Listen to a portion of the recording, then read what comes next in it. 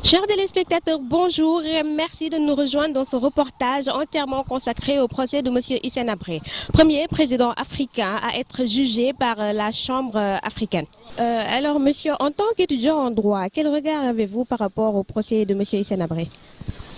Bon, pour moi, c'est un procès dont il est bon d'être jugé parce que on prétend qu'il a commis des crimes, raison pour laquelle donc, on a le droit de le juger nécessairement.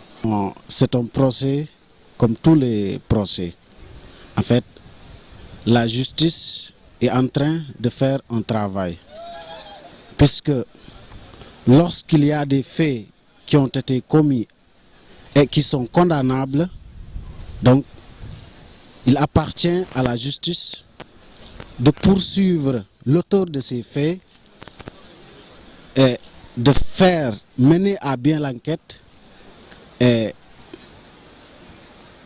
d'apporter les preuves afin que justice soit rendue. Tout à l'heure, vous avez parlé d'enquête et de preuves. Les preuves ont démontré que Hissène Habré n'était pas seul. Il avait, je crois, 6 complices. Pensez-vous normal qu'il soit juste lui jugé et que ces 6 autres personnes ou 5 ne soient pas appelées à la barre? À mon avis, ça ne serait pas juste qu'il y ait des complices qui seront écartés du procès. Donc, s'il y a des complices, donc, ces personnes-là doivent être attirées à la barre. Je dis que le procès de M. Habré, c'est une grande fierté pour l'Afrique. Dans la mesure où nos anciens chefs d'État étaient souvent jugés par la Cour pénale internationale, vraiment ce qui ne valorisait pas l'Afrique. Maintenant, c'est une initiative qu'il faut saluer. Chapeau à M. le Président, M. Macky Sall, vraiment qui montre que l'Afrique est indépendante du point de vue juridique. On a maintenant des juridictions africaines indépendantes qui peuvent juger des anciens chefs d'État. C'est une fierté parce que ces chefs d'État, on les accuse des faits qu'ils ont commis en Afrique et les victimes sont des Africains. Donc pourquoi juger des anciens chefs d'État dans les pays occidentaux, chez les Français, alors qu'on a la possibilité de les juger ici? On a des juges compétents, des juridictions compétentes ici en Afrique. Donc c'est une grande fierté vraiment pour le peuple africain. Maintenant, ce que je voudrais ajouter, c'est que c'est une prérogative donnée aux juges africains, particulièrement aux juges sénégalais, de montrer réellement qu'ils sont compétents, de ne pas faire un procès politique. Vous savez, dans le cadre de son abstinence à ne pas parler, ça nous cause du tort parce que pour une première fois, si les Africains ont aujourd'hui la chance de juger les présidents qui ont ou bien qui sont poursuivis pour crimes de guerre, crimes contre l'humanité, il doit parler pour tout simplement. Sinon, il est en train de nous causer du tort parce que d'une manière ou d'une autre, s'il s'exprimait, ça pouvait donner l'exemple aux autres de ne pas répéter les mêmes bêtises. Mais s'il s'abstient de ne pas dire, peut-être lui, il va préférer être jugé par les Blancs.